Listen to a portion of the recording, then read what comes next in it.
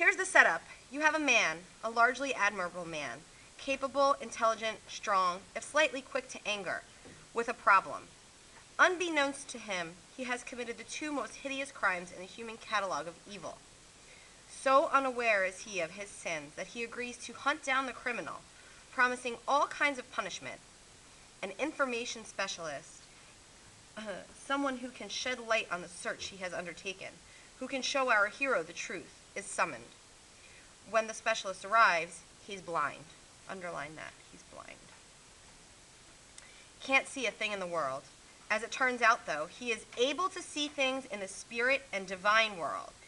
He is able to see things in the spirit and divine world, can see the truth of what's actually happened, truth to which our hero is utterly oblivious. And this is the heart of this chapter. Okay? He's able to see the truth.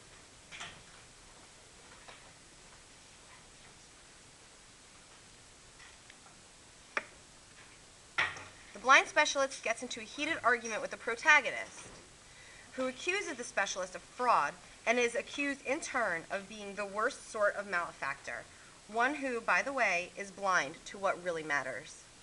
What did this fellow do? Nothing much, just murder his father and marry his mother. 2.5 millennia ago, Sophocles wrote a little play called Oedipus Rex. Tiresias, the blind seer, does indeed know the whole truth about King Oedipus, sees everything, although that knowledge is so painful that he tries to hold it back. And when he does blurt it out, it is in a moment of such anger that no one believes him. Okay. Sees everything, although that knowledge is so painful that he tries to hold it back. And when he does blurt it out, it is in a moment of such anger that no one believes him. And I think the key here is the fact that no one believes him. Oedipus, meanwhile, who until the very end remains in the dark, makes constant reference to sight. He will bring the matter to light, will look into things, will show everyone the truth. Every time he says one of these things, the audience gasps and squirms in its seats, because we see what's going on long before he does. We see what's going on long before he does. And when it says we, I'm going to put an arrow up here. When he's talking about we, he's talking about the reader or the audience. When he finally sees the horror that is his life, children who are siblings, a wife mother driven to suicide, a curse like no other on him and his family, he exacts a terrible punishment indeed. He blinds himself. Does anybody in here watch American Horror Story this season? Okay. You didn't watch this season, the Coven one? No, I didn't. Saw some of it? All right. In the story, okay, and this is a connection that I made when I was reading this. American Horror Story. It's even more pronounced because in the story, one of the main characters, she is kind of oblivious to what's going on in the coven, and somebody throws acid on her face and blinds her. And when she becomes blinded, she can actually see things that are going on that she couldn't see before. Okay? She becomes privy to secrets that people are hiding, bad things that people are doing. Her husband is doing things behind her back. She can see those things now, even though she's blind. Okay? She's physically blinded, but now she has this like supernatural power that she can see things. She's a witch. So now she can see the truth. Okay? So that's what this is referring to, and that's the connection that I made when I read this. Okay? Shh. Let's continue. There are a lot of things that have to happen when a writer introduces a blind character into a story, and even more in a play. Every move, every statement by or about that character has to accommodate the lack of sight. Every other character has to notice, to behave differently, if only in subtle ways. Do we see that in Lord of the Flies? Do we see the characters treating Piggy differently because he's blind, right? Okay. In other words, the author has created a minor constellation of difficulties for himself by introducing a blind character into the work. So something important must be at stake.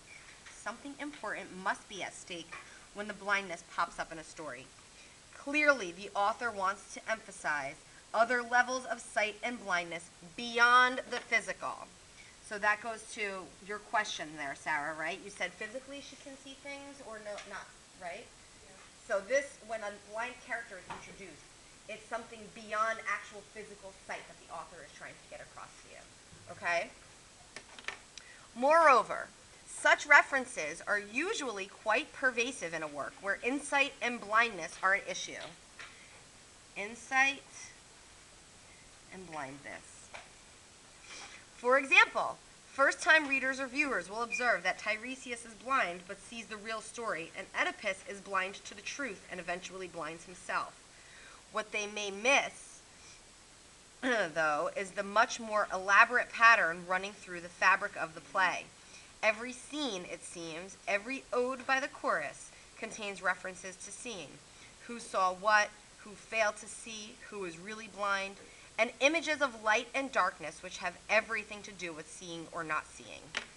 All right, so this I relate directly to the images of light and darkness, directly to Lord of the Flies, because what happens in the light, what happens in the daytime with these kids?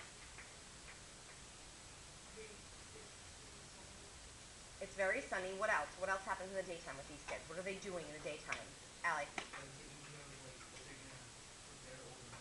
They take care of things. What else do they do when it's light out in the daytime? They play, right? And then what happens at night? Do they go to sleep? They try to, but what did you say, Mo? They have nightmares, right? They talk about the beast coming out, right? Okay? So these images of light and dark that Golding is inserting into the book are very specific, okay? And they're deliberate. He's trying to get something across to you, all right? More than any other work, Oedipus Rex taught me how to read literary blindness. You all right, Chloe? Yeah. Taught me that as soon as we notice blindness and sight as thematic components of a work, more and more related images and phrases emerge in the text. The challenging thing about literature is finding answers, but equally important is recognizing what questions need to be asked, and if we pay attention, the text usually tells us. So recognizing what questions need to be asked. That's what I was just teaching you guys last week when we were doing annotations, and I said to make comments in the margins and then turn those comments into questions, right? Texts always have questions that need to be asked, and it's up to you to find those questions and to come up with them, all right? And then to find the answers. I didn't always know to look for the right questions. I grew into asking. Coming back to blindness, I distinctly remember the first time I read James Joyce's little story, Araby. The first line tells us that the street the youth narrator lives on is blind. I thought, that's an odd expression. I promptly got hung up on what it meant in the literal sense. Literal sense. A blind alley in British and Irish England is a dead-end street, which has another set of connotations, some related and some not, and missed entirely what it, quote, really meant. Okay? So the author is saying here, in the literal sense, that's that first level of Dante's fourfold method, right? When you first read a story, you first look at it literally. Then you start to look at what it, quote, really means, the interpretive levels. Do you have a question? Are you good? Thank you. I got most of the story. The boy watching the girl at every opportunity, even though when the light is poor or he has the blinds. I'm not making this up. Pulled almost all of the way down. The boy blinded by love, then vanity. The boy envisioning himself as a hero out of a romance. The boy going to the supposedly exotic bazaar, Araby, arriving late to find much of it already in darkness, registering it as the tawdry and anti-romantic place that it is. And finally, the boy, nearly blinded by his own angry tears, seeing himself for the ridiculous creature he is. I think I had to read the story 2 more times before I got hooked into North Richmond Street being blind. The significance of that adjective isn't immediately evident or relevant in itself. Isn't immediately evident or relevant in itself. So when you guys started reading Lord of the Flies, you just said, oh, Piggy has glasses, right? Oh, he's got glasses. Okay, so what? All right. He's going to get bullied. Why? Because of the glasses? Okay. So like they keep mentioning the glasses. They keep mentioning the glasses, right? Something. So you know something's up. All right. Good. That's good. What it does, though, is set up a pattern of reference and suggestion. Pattern of reference and suggestion, which is exactly what Sing Yoon is talking about. As the young boy watches, hides, peeks, and gazes his way through a story that is alternately bathed in light and lost in shadow. Once we ask the right question, something like, what does Joyce intend by calling the street blind, answers begin presenting themselves with considerable regularity. A truly great story or play, as Araby and Oedipus Rex are, makes demands on us as readers. In a sense, it teaches us how to read it. We feel that there's something more going on in the story, a richness, a resonance, a depth than we picked up at first. So we return to it to find those elements that account for that sensation. Periodically throughout this book, I have felt obliged to issue disclaimers. This is one of those times. What we have discussed is absolutely true. When literal blindness, sight, darkness, and light are introduced into a story, it is nearly always the case that figurative seeing and blindness are at work. Okay, so this is interpretive. Below the surface. Here's the caveat. The caveat means catch. Okay. Seeing and blindness are generally at issue in many works, even where there is no hint of blindness on the part of windows, alleys, horses, speculations, or persons. If it's there all the time, what's the point of introducing it specifically into some stories? Okay, so he's saying this interpretive below the surface stuff is always there. It's in every story, okay? But some authors choose to specifically introduce it into the work. Yes? Maybe. Could be. Okay. Good question. I think it's a matter of shading and subtlety, and their opposite. It's a little like music, I suppose. Do you get all those musical jokes in Mozart and Haydn? Well, neither do I. The closest I came to classical music in my youth was Procol Harum ripping off a Bach cantata for a whiter shade of pale. Eventually, I learned a little, including the difference between Beethoven and rollover Beethoven, even if I prefer the latter, and between Miles Davis and John Coltrane at their peak, but I remain a musical numbskull. Those subtle jokes for the musical initiates are lost on an ignoramus such as myself. So if you want me to get the point musically, you'd better be fairly obvious. Does everybody understand the comparison he's making here? All right? He's saying that in music, there are subtleties that a musician would understand that somebody who is not a musician might not get, right? So if you want me to get it, you better put it right out there. That's what a lot of musical artists today do, right? They have a message, they put it right out there. You don't have to think about it too much, okay? I get Keith Emerson better than I get Bach, any Bach, and some of the Bachs aren't that subtle.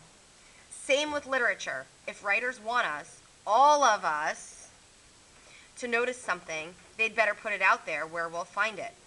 Please observe that in most works where blindness is manifest, the writer brings it up pretty early. When did we find out about Piggy? Like page 2, right? Okay? I call this the Indiana Jones principle. If you want your audience to know something important about your character or the work at large, introduce it early before you need it. Does anybody in here watch Indiana Jones or have you seen it? Yeah. Oh, good. Say we're 2/3 of the way through Raiders of the Lost Ark, and suddenly Indy, who has heretofore been afraid of absolutely nothing, is terrified of snakes. Do we buy that? Of course not. That's why Steven Spielberg, the director, and Lawrence Kasdan, the writer, installed that snake in the airplane right in the first sequence, before the credits, so that when we get to the 7,000 snakes, we'll know just how badly they frighten our hero. The principle doesn't always work, of course. In his absurdist dramatic masterpiece, Waiting for Godot, about which more later, Samuel Beckett waits until the second act to introduce a blind character. The first time Lucky and Pazzo show up to relieve the boredom of Didi and Gogo, the main character, Pazzo, is a cruel master who keeps Lucky on a leash. The second time, he's blind and needs Lucky to escort him around, although he's no less cruel for all of that. Of course, what this means is up for grabs, since Beckett is employing irony and not very subtly. More commonly, though, the blind character will show up early. In Henry Green's first novel, Blindness, his schoolboy protagonist is blinded by a freak accident when a small boy throws a rock through a railway carriage window. John, the schoolboy, has just become aware of, has just begun to see life's possibilities, and at that moment in his life, a rock and 1,000 shards of glass come sailing in to rob him of that vision. Back to Oedipus. Don't feel too bad. When we meet him again in Oedipus at Colonus, it's many years later, and of course he's suffered greatly, but that suffering has redeemed him in the eyes of the gods, and rather than being a blight on the human landscape, he becomes a favorite of the gods, who welcome him into the next world with a miraculous death. He has acquired a level of vision he never had when he was sighted. A level of vision he never had when he was sighted. Blind as he is, he walks toward that death without assistance, as if guided by an unseen power. Okay? So we're talking about looking further into the blindness of the character to see what we can find out. Okay? Here's what I want you guys to do.